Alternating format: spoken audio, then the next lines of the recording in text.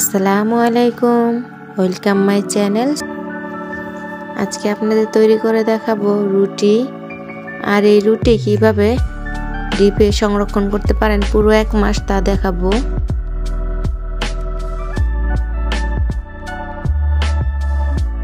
চলুন তাহলে দেখে নেওয়া যাক কিভাবে আমি রুটিটা বানিয়ে নিচ্ছি।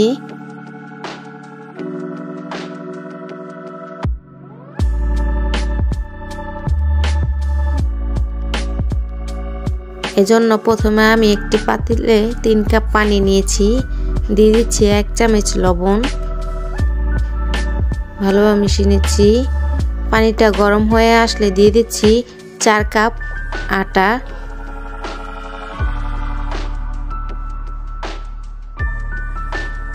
এখন ভালোভাবে মিশিয়ে নিতে হবে।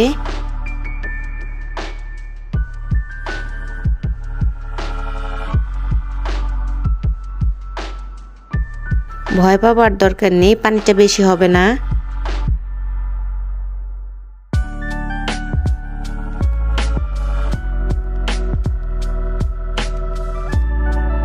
আমি ভালোভাবে মিশিয়ে নিয়েছি।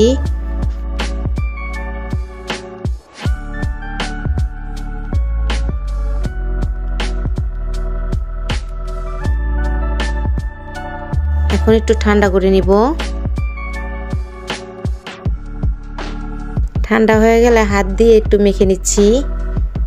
আমি দেখিয়ে দিচ্ছি আমার রুটির ডোটা কতটা পারফেক্ট হয়েছে, একটু পানি বেশি হয়নি। আমি রুটির ডোটা ভালো করে মেখে এরকম ছোট করে টুকরো করে নিয়েছি। ওইখান থেকে একটা টুকরো নিয়ে একটি রুটি বেলার পিঁড়িতে নিয়ে নিচ্ছি। হাত দিয়ে গোল করে রুটিটা বানিয়ে নিচ্ছি।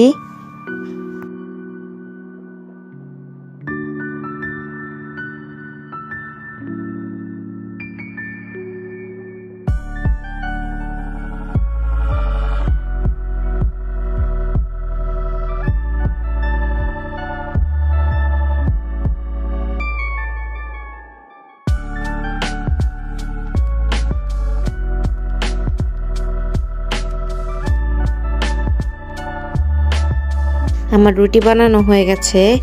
এখন আমি একটি রুটির বক্স নিয়েছি। আমি রুটির বক্সটা RFL বেস্ট বাই থেকে 160 টাকা দিয়ে কিনেছি।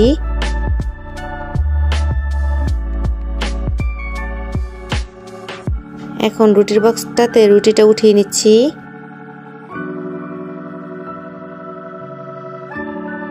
আমি আরেকটা রুটি বানিয়ে দেখাচ্ছি।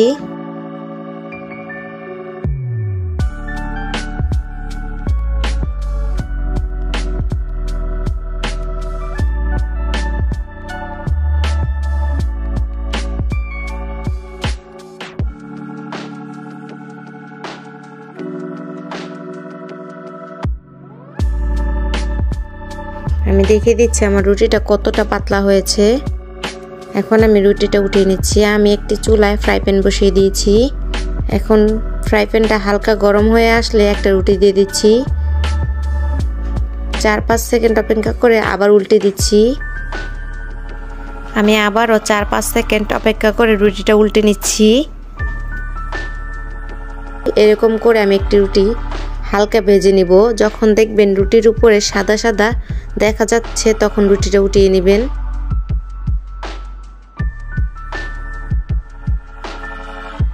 এর চেয়ে বেশি ভাজার কোনো দরকার নেই।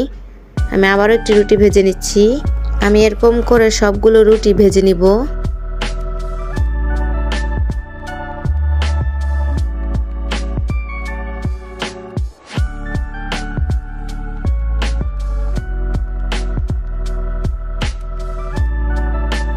ভেজে রাখা রুটিগুলো একটি সুতি ওড়নার উপরে বিছিয়ে দিয়ে ঠান্ডা করে নিয়েছি ভালোভাবে।